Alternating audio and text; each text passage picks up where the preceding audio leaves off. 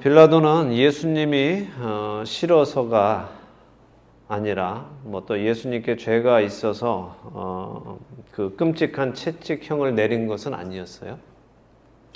아이러니하게도 오히려 예수님을 풀어주기 위해서 채찍형을 내렸습니다.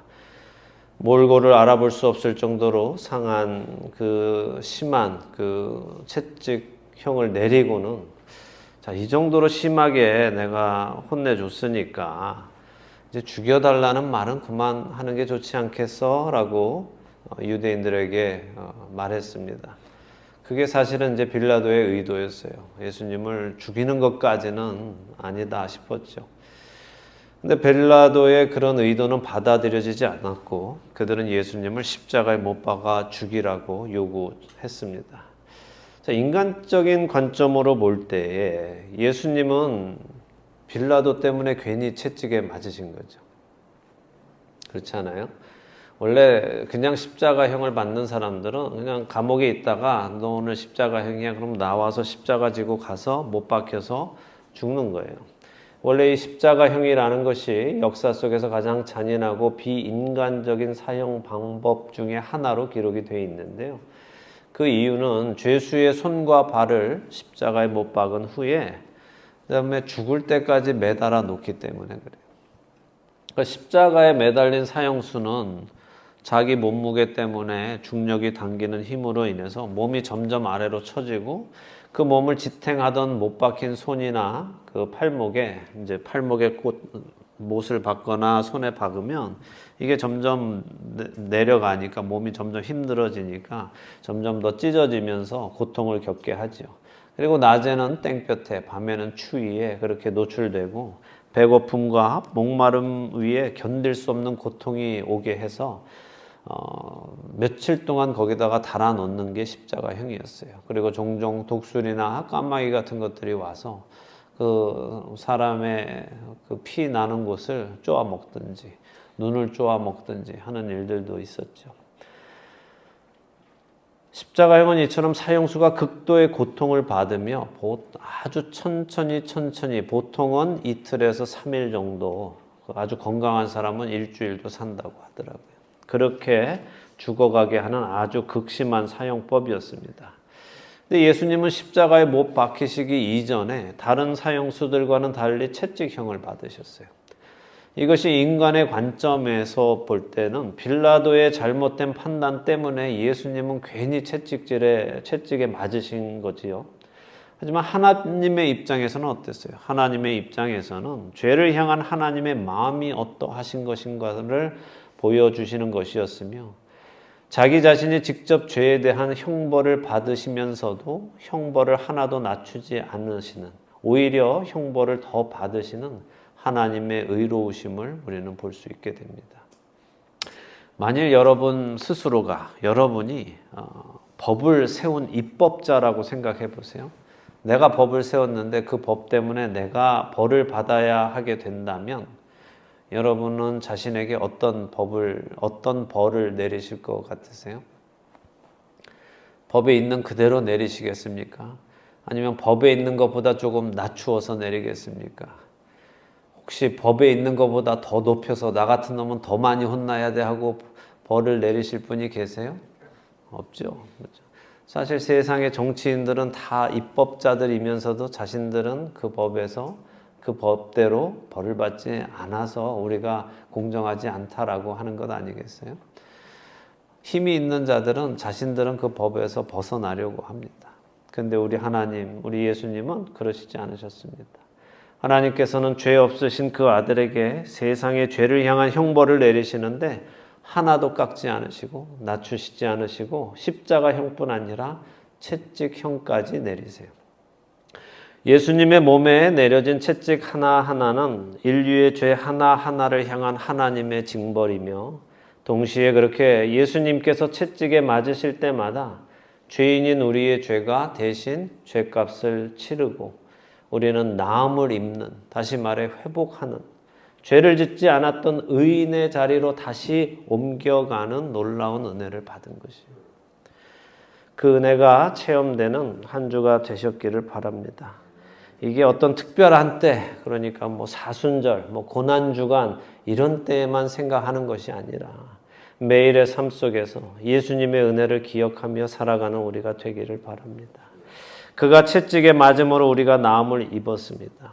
이 말씀은 그가 채찍에 맞음으로 우리는 죄인의 자리에서 의인의 자리로 오게 되었다는 거예요.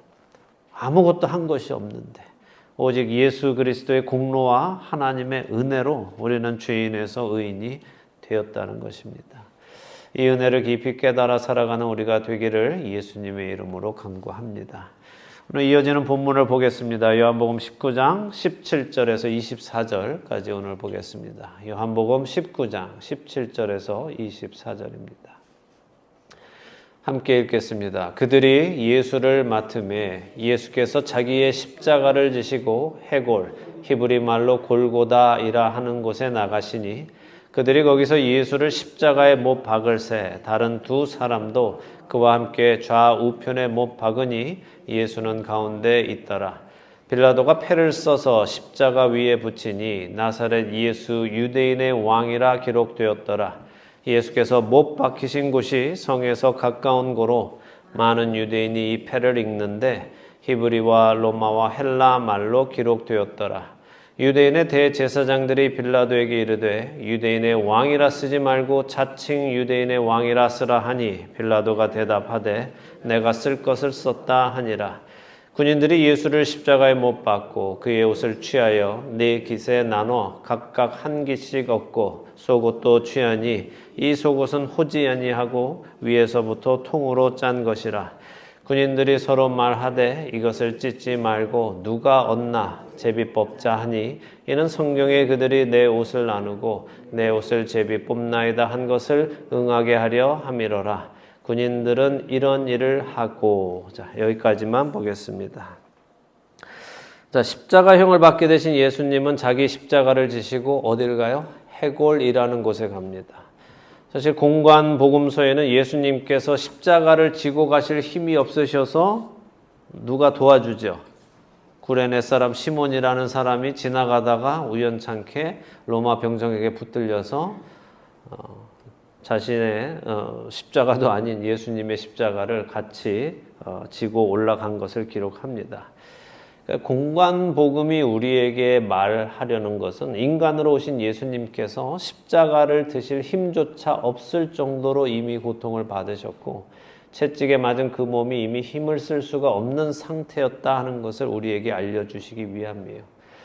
우리도 막 극한의 힘을 쓰고 나면 어때요? 몸이 막 손이 부들부들 떨리죠. 막 자기가 주체할 수 없을 정도로. 그래서 물컵 하나 제대로 들지 못할 정도로 몸에 힘을 줄 수 없을 때가 있습니다. 물론 이 십자가를 구레네 사람 시몬이 혼자 들고 간 건 아니에요. 예수님과 함께 들고 간 겁니다. 예수님을 부축해서 같이 올라간 것이죠. 근데 반면에 이 요한복음, 하나님의 아들이신 예수님, 다시 말해 하나님이신 예수님의 모습을 우리에게 보여주는 요한복음은 구레네 사람 시몬의 이야기는 뺍니다.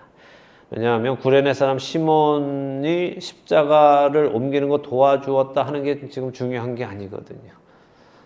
요한의 입장에선 예수님이 하나님이시다, 예수님이 하나님의 아들이시다, 이것을 알려주는 게 중요하고 이미 다른 세 복음서가 다 나와 있는 상태에서 거의 한 30년 지나서 요한복음을 썼을 때에 요한은 이미 사람들이 알고 있는 이야기 내용 외에 다른 것을 알려주려 하는 것입니다. 정말 중요한 것은 무엇인가? 예수께서 자기 십자가를 지셨다는 거예요. 예수께서 자기 십자가를 지셨다. 자, 죄 없으신 그분이, 죄가 없으시기에 죽으실 일이 없는 그분이 이 십자가를 지신다는 것. 사실 이 십자가라는 거는요, 이 세상에 태어났다가 죽어간 모든 사람들이 자기 이름으로 각기 하나씩 주어져 있는 십자가죠. 그래요, 안 그래요? 그렇죠? 우리 모두는 각기 자기 십자가가 있어요, 없어요? 있어요. 왜? 죄인이니까. 죄의 삭은 사망이니까 이 강승규는 강승규의 십자가가 있단 말이죠. 죄인 강승규라는 팻말이 달린 십자가가 있습니다. 여러분 역시 여러분 각자의 이름 앞에 죄인이라는 죄명이 쓰여 있고 여러분의 이름이 적혀 있는 십자가가 있는 거예요. 그런데 십자가에 자기 이름이 없는 유일한 사람이 있는데 그게 누구예요? 바로 예수님이세요. 예수님은 육신을 입고 이 땅에 오셨는데 죄를 짓지 않은 유일하신 분이기 때문에 그분은 자기 이름이 적힌 십자가가 없는 유일하신 분이세요. 그런데 자기 이름이 적힌 십자가가 없는 그 유일한 분이 자기 십자가를 지신다는 거예요. 이 십자가는 곧 우리의 죄, 세상의 죄를 대신 지시는 십자가라는 의미죠. 자기 십자가를 지시고 해골이라는 곳에 가십니다. 해골이라는 곳의 히브리 발음은 골고다라고 하고 헬라어로는 크라니온이라고 하고 라틴어로는 칼바디아라고 합니다. 우리 교회 이름이 뭐예요? 갈보리 교회죠. 그죠? 이게 골고다 교회라는 의미예요. 자, 이 장소의 이름이 골고다인 것에는 여러 학설이 있습니다. 어떤 학자들은 이곳이 사람을 사형시키는, 처형하는 장소이기 때문에 여기 해골이 많이 굴러다녔다. 그래서 이곳의 이름이 골고다다라고 하는 학자들도 있고요. 어떤 학자들은 이곳 동산, 이 동산 모양이 해골같이 생겨가지고 이곳을 골고다다 이렇게 불렀다라고 하기도 합니다. 자, 이렇게 여러 학설이 있는 이유는 뭘까요? 그게 어딘지 모르기 때문에 그래요. 정확히. 왜냐하면 주후 70년에 예루살렘이 멸망할 때 그 예루살렘이 멸망하면서 성전도 파괴되고 성이 파괴되고 성전도 파괴되고 둘러있던 성들도 무너져 내리고 하면서 거기에 다 덮이면서 평평해졌어요. 여러 것들이 많이 묻혀지기도 하고. 저는 요즘도 멕시코 같은 데서 이렇게 땅을 파다가 운동장이 나왔다는 이야기 들으면 깜짝 놀랍니다. 그러면 그전에는 더 낮은 곳에 있었고 운동장 큰 건물이 있었는데 그것을 다 덮는 어떤 거대한 일들이 있었다는 이야기잖아요. 그러니까 지금도 이 고고학자들이 열심히 중동 지역에서 땅을 파고 있는 겁니다. 새로운 것들을 계속 발견하는 거죠. 자, 어쨌든 예수님이 죽으신 장소의 이름이 해골을 닮아서 그랬던지 아니면 해골이 많은 곳이어서 그랬던지와 상관없이 그 이름이 해골이라는 곳 위에 십자가가 세워졌다는 거예요. 그것은 중요한 거예요.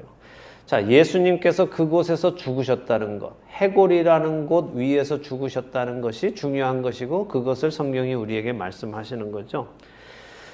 자, 이것은 하나님께서 태초에 창세기 3장 15절에 사람으로 죄를 범하게 미혹했던 뱀을 향해 내리셨던 심판 뭡니까? 여자의 후손은 내 머리를 상하게 할 것이요 너는 그의 발꿈치를 상하게 할 것이니라 라고 하셨던 그 말씀이 이루어지고 있음을 보아야 하는 것입니다. 해골은 머리를 뜻합니다. 또한 사망을 뜻하죠.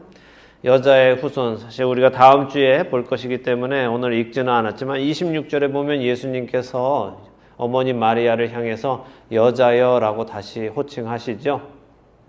우리가 지난 요한복음 2장에서 예수님이 처음으로 메시아의 표적을 보여주시면서 설명드렸어요. 그때도 예수님은 어머니를 뭐라 불렀어요? 여자여 하고 불렀죠. 그러니까 당신이 하나님이 말씀하신 그 여자입니다. 그리고 내가 그 여자의 후손입니다. 내가 바로 하나님이 약속하셨던 그 메시아입니다. 라는 것을 예수님의 공생의 시작과 함께 알리셨고 이제 다음 주에 볼 것은 공생애를 마지막으로 하시면서 다시 한번 그 어머니를 여자여라고 부르시면서 하나님의 예언을 말씀해 주십니다. 자, 그 여자의 후손이신 지금 예수님이 골고다라는 장소에서 십자가에 달리실 때에 그 십자가는 골고다 곧 해골의 머리 위에 박히게 되는 거죠. 상징적이면서도 이렇게 죽음으로 죽음을 이기시는 예수님의 모습을 보여주시는 것입니다. 예수님의 삶과 죽음은 이미 하나님께서 성경에 모두 예언해 놓으신 것임을 우리는 오늘 말씀에서도 확인할 수 있으며 그것을 확인한다는 것은 예수님은 역사 속에 우연히 있었던 한 사람이 아니라 인류를 향한 하나님의 완전하신 계획이었음을 우리로 알게 하시는 것입니다. 그래서 누구나 믿고자 하는 자는 성경 속에서 이것이 사실이고 진리임을 알 수 있게 해 놓으셨어요. 자기 마음이 완악해서 믿지 않고 싶은 사람들은 이것이 다 우연의 일치라고 말할 수 있지만, 믿고자 하는 사람은 이미 창세 이전부터 하나님이 무엇을 계획하셨고 어떻게 우리를 구원하실지 써놓으신 것을 보고 믿음이 더해질 수밖에 없습니다. 자, 이 골고다의 로마 병정들은 예수님을 못 박고 양옆에 바라바와 함께 강도짓을 했던 두 명도 못 박습니다. 죄 없으신 예수님께서 죄인과 같이 십자가에 달리시죠. 자, 그런데 예수님의 죄명이 뭐예요? 유대인의 왕이에요. 유대인의 왕이기 때문에 예수님이 죽으십니다. 편말이 어떻게 되어 있다고요? 유대의 왕 나사렛 예수라고 예수님의 죄명이 적혀 있다고 했습니다.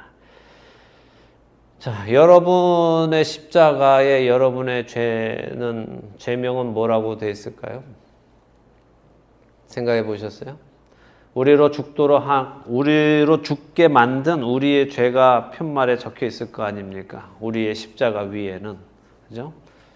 만일 여러분의 죄를 여러분 팻말에 적기 시작하면 여러분의 팻말 사이즈는 어느 정도 돼야 될 것 같으세요?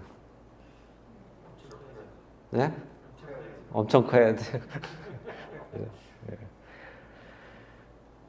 빌라도는 예수님이 십자가형을 받는 이유를 유대인의 왕이기 때문이라고 명시했습니다. 근데 이 팻말을 한 가지 언어, 곧 로마어인 라틴어로만 쓴 것이 아니라 유대인들이 사용하는 히브리어와 당시의 공용어인 헬라어 이렇게 세 가지로 썼습니다.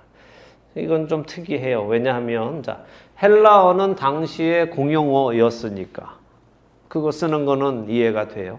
그리고 지금 라틴어는 지금 로마가 이스라엘을 또 지금 현재 세상을 장악하고 있으니까 쓰는 것도 이해가 됩니다. 근데 왜 히브리어도 썼을까? 사실 당시에 유대인들은 히브리어를 알았어요? 몰랐어요? 잘 몰랐어요. 남유다가 바벨론에 가서 70년 동안 포로 생활하면서 그들은 히브리어를 잊어버렸어요. 사용하지 않았기 때문에 그렇죠. 사실 우리가 일제 치하에서 30 몇 년 뭐 이렇게 있어서 그때도 이름도 잊어버리고 일본어를 배우고 한국어를 못하게 그렇게 배웠는데 그 2배가량의 시간을 지났다면, 정말 한 세대가 지나고 난다면 뭐 잊어버리는 건 너무 당연할 수 있습니다. 그래서 사실 당시에 유대인들은 히브리어 잘 몰랐습니다. 대신에 뭘 배웠어요? 아람어를 배웠어요. 바벨론의 말인 아람어를 배웠죠. 그래서 예수님 당시 유대인들은 아람어로 말을 했다고 알려져 있어요. 그래서 영화 패션 오브 더 크라이스트 영화를 보시면 그 사람들이 하는 말이 아람어로 녹음을 했어요. 히브리어도 아니고 영어도 아니고 아람어로 모든 대사를 했죠. 그러니까 만일 굳이 세 가지 언어를 써야 됐다면 히브리어보다는 아람어를 쓰는 게 더 맞아요. 그렇죠? 바벨론 포로 이후에 예루살렘으로 돌아온 유대인들은 대부분 히브리어를 몰랐어요. 근데 거기에 빌라도는 굳이 히브리어를 써놓았습니다. 이로 인해서 1차적으로는 예수님이 유대의 왕이시다 하는 사실이 그들이 의도를 했던 안 했던 당시 모든 사람들이 그 팻말을 보면 읽을 수 있었던 헬라어로 선포되었고, 이스라엘을 다스리던 로마에 의해서도 선포가 되었고, 자국민이 읽을 수 있던 없던 간에 히브리어로도 선포가 되었다는 거예요. 자, 그래서 다음 슬라이드 한번 보여주실래요? 바로 이게 이제 그 편말을 썼다 하면 이렇게 쓰여졌을 거라는 거예요. 맨 위에가 히브리어로 쓰여졌고, 여기가 헬라어로 쓰여졌고, 여기가 이제 라틴어로 이렇게 쓰여진 겁니다. 근데 재밌는 게 뭐냐 하면요. 히브리어로 이렇게 쓰여져 있을 때, 여러분들 종종 이제 캐톨릭에서 만든 십자가 이렇게 보시면은 예수님이 달려 있잖아요. 캐톨릭에서 만든 십자가는 그 위에 이렇게 팻말 달려 있는 거 보신 적 있어요? 거기 뭐라고 내자 이렇게 써 있는 거 보신 적 있습니까? 없어요? INRI 이렇게 써 있는 거 보신 적 없어요? INR 이게 뭐지? 인닌가 뭔가 하지만 그게 이제 이거예요. INRI 요거를 따서 예수님 십자가 위에 그 카톨릭들은 그렇게 쓰는 거예요. 라틴어 카톨릭은 라틴어를 쓰니까 이제 그렇게 합니다. 근데 같은 것을 히브리어로 볼 때 보면요. 재미있는 게 있어요. 예수님 나자렛 왕 유다 이렇게 있는데 이것도 첫 네 자를 따면은 요드 헤드 밥 해 이렇게 돼 있거든요. 그래서 요 해 밥 해 네 자가 있는데 이 네 자를 다음 슬라이드로 보여주세요. 하면 이렇게 돼요. 근데 오늘 강장로님이 기도 시작에 어떻게 하셨어요? I am who I am이라 하셨죠? 이게 I am who I am이란 말이에요. 여호와 하나님의 이름이에요.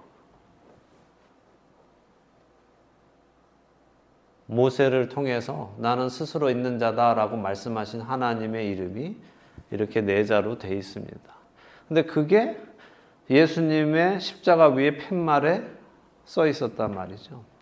더 재밌는 건 뭐냐 하면 히브리어는 자음만 있으면서도 이 한자 한자가 숫자도 포함하고 있어요.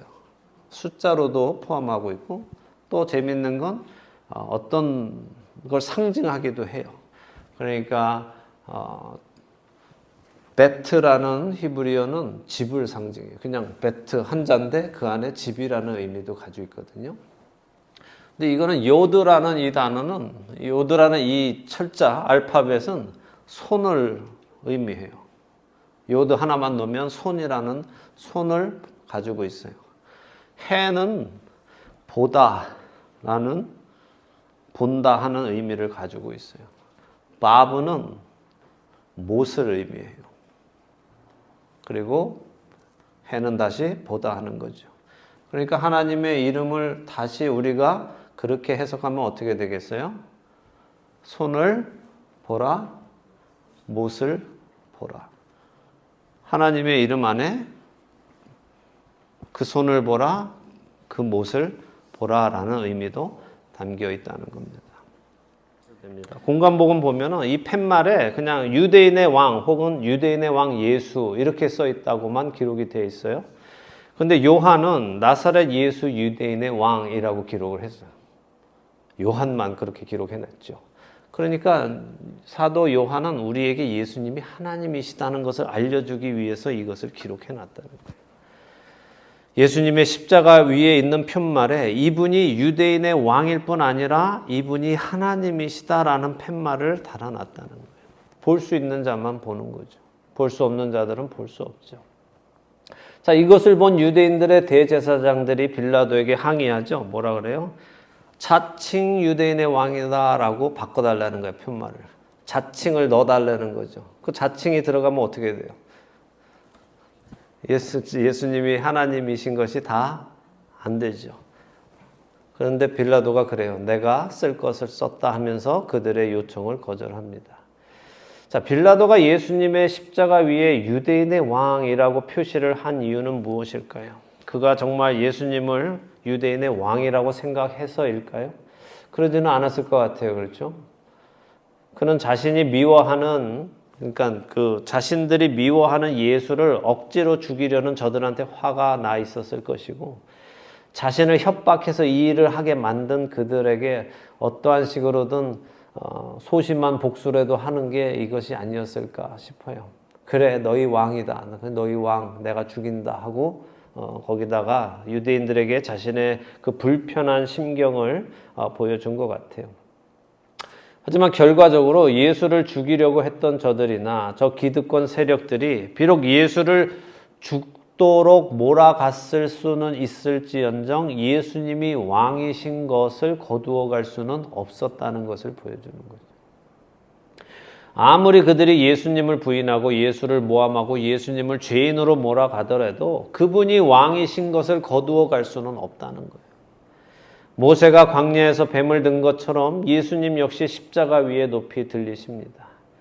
우리의 죄를 위해 그분이 친히 죄가 되셔서 그 십자가 위에 달리십니다. 불뱀에 물려 죽어가던 자들이 모세가 든 놋뱀을 바라보면 죽지 않고 살아난 것처럼 죄의 삭신 사망으로 인해 죽어가던 자들이 하나님께서 세우신 예수 그리스도를 보면 죽지 않고 살아나는 것입니다. 하나님을 영원히 떠나는 사망에 거하는 것이 아니라 하나님과 영원히 함께 있는 생명으로 옮겨오는 것입니다. 예수님이 내 죄를 대신해서 십자가에서 죽으셨기 때문입니다. 자, 이제부터 예수님의 십자가 앞에 일어난 한 사건을 보도록 하죠. 사람들은 예수님을 봐야 된다고 말씀드렸어요. 십자가에 달리신 그 예수님을 봐야 합니다. 근데 여기 십자가 가장 가까이까지 와 있는 사람들을 한번 보세요. 예수 그리스도의 십자가에 가장 가까이 있는 축복의 자리에 있는 이들은 뭘 하고 있어요? 먼저는 예수님의 겉옷을 나누고 있습니다. 왜요? 옷을 왜 나눠요? 가서 팔아먹으려고 하는 거죠. 자, 겉옷을 4분깃으로 나눴어요. 그래서 이것을 가져다가 팔면은 막걸리 값이라도 나올까봐 이제 당시는 옷감이 그렇게 쉽게 구할 수 있는 게 아니었기 때문에 아주 비쌌죠. 자, 겉옷은 그렇게 넷이 나누어서 가졌습니다. 근데 겉옷을 벗기고 나니까 예수님의 속옷이 눈에 들어오죠. 예수님의 속옷은 호지 않고 위에서부터 통으로 짠 것이다 라고 했습니다. 어떻게 생겼을지 궁금하지만 어디에도 존재하지 않아요. 그래서 보여드리고 싶어도 못 보여드리겠습니다. 네, 예수님 당시에 살았던 역사학자 요세푸스는 이 속옷이 제사장 중에서도 대제사장만이 입는 옷이었다라고 기록하고 있습니다. 그리고 아주 비싼 옷이었다는 거죠.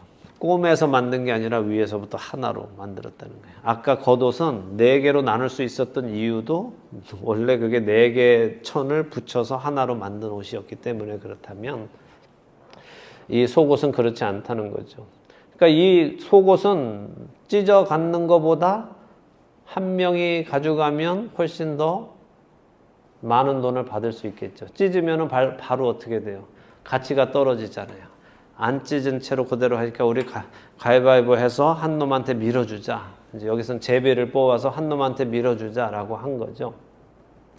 근데 사실 이 말씀은 시편 22편 18절에 예언된 말씀입니다. 시편 22편 18절에 내 겉옷을 나누며 속옷을 제비 뽑나이다 라는 말씀이 기록되어 있죠. 이 말씀이 응하게 하려 함이라고 말씀하세요. 자, 그런데 저는 오늘 여기 로마의 병정들에게 집중해 보고 싶습니다. 말씀드린 대로 이들은 십자가 아래에 있습니다. 예수님 가까이 있어요. 근데 이들의 관심이 어디에 있어요? 생명을 주시는 그 예수님께 있지 않죠. 예수님의 것들을 가지고 이익을 얻으려는 데에 있다는 거예요. 겉옷을 나누어 돈 몇 푼 벌려고 했고 큰 돈이 될 만한 예수님의 속옷은 나누지 않고 4명 중에 1명이 가지려고 합니다. 그래서 제비를 뽑습니다. 누가 이 옷을 가지고 갈까 거기에 집중되어 있죠. 제비에 뽑힌 자는 어떤 반응을 보였을까요? 자, 4명이 해서 해서 한 명이 됐겠죠. 그 사람 반응이 어땠을 것 같아요? 한번 해보세요. 자, 현호 집사님이 뽑혔어. 어떻게 하실 것 같아요? 예스! 야, 막 이러면서, 막 이러면서 오늘 땡 잡았다, 땡 잡았어 하고 좋아했을 거 아닙니까? 나머지 3명은 어땠을까요? 네. 아이, 좋다 말했네. 막 이러면서, 그죠? 오늘 우리의 모습은 어떤가요? 오늘도 우리는 예수님의 십자가 앞에 나옵니다. 그분의 십자가 아래에서 예배 드립니다. 근데 우리의 관심은 어디에 있어요? 나의 죄를 대신하여 죽으신 그 예수님을 바라보며 생명을 얻고 더 풍성히 얻는 삶을 살며 예수님의 은혜에 감사하여 하나님의 뜻을 내 삶 속에 이루기 원해서 나를 들여가는 삶을 살아가고 있습니까? 아니면 여기 로마 병정들처럼 예수님께 가까이는 있지만 예수님께는 관심이 없고 잠시 있다가 사라져 없어질 육신의 것들을 얻기 원하며 살아가고 있습니까? 빌라도도 예수님을 유대인의 왕이라고 편말에 써주었습니다. 또 그렇게 예수님을 부르기도 했어요. 자, 너희의 왕이다 라고 예수님을 어쨌든 왕이라고 불러줬습니다. 그러나 그에게 그 말은 아무런 의미가 없는 말이죠. 오늘 우리 역시 예수님을 주님이라고 부르고 예수님을 나의 왕이라고 부르지만 과연 우리가 부를 때 그 의미가 빌라도와 큰 차이가 있습니까? 없습니까? 주님이 정말 나의 주님이시고 주님이 정말 나의 왕이시라면 그분의 말씀에 순종하며 살아가지 않겠습니까? 여러분의 삶이 정말 그렇습니까? 여러분의 삶 속에 예수님은 정말 왕이십니까? 누군가 그랬습니다. 믿음이란 누가 왕이냐 하는 왕싸움이라고요. 내가 왕이냐 예수님이 왕이냐 하는 것에 대한 싸움이라고 했어요. 날마다 우리는 이 싸움 앞에 놓여 있습니다. 하지만 사실 이것은 싸움이라기보다 자연스러운 항복이 되어야 할 겁니다. 내 생각, 내 계획, 내 뜻이 이루어지기보다 주님의 생각, 주님의 계획, 주님의 뜻이 이루어지는 것이 훨씬 좋은 것임을 아는 사람은 자연스럽게 나의 생각과 계획과 뜻을 내려놓고 나의 욕심을 내려놓고 주님께 순종하게 되어 있지요. 그런데 여전히 내 생각, 내 욕심, 내 계획이 더 나을 것 같으니까 우리는 주님의 말씀에 순종하지 않고 내 힘대로 해보려는 것 아니겠어요? 그런 사람은 주님을 왕으로 부를 수가 없는 거죠. 그런 사람은 빌라도가 예수님을 유대의 왕이라고 인정하는 것하고는 똑같은 그의 삶에는 아무런 영향을 끼치지 않는 고백밖에 되지 않는다는 거예요.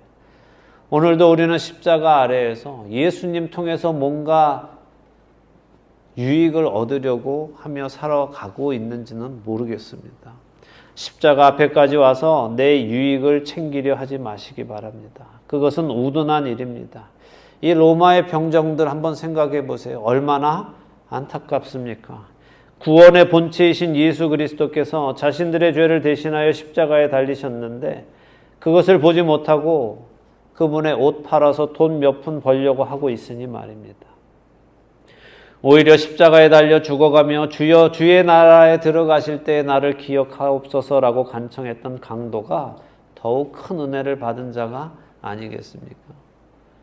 그가 더 지혜로운 사람이 아니겠어요? 여러분은 십자가 앞에서 무엇을 구하고 계십니까? 내 욕심을 내려놓고 참된 생명을 받아 누리는 은혜가 우리에게 있기를 축원합니다.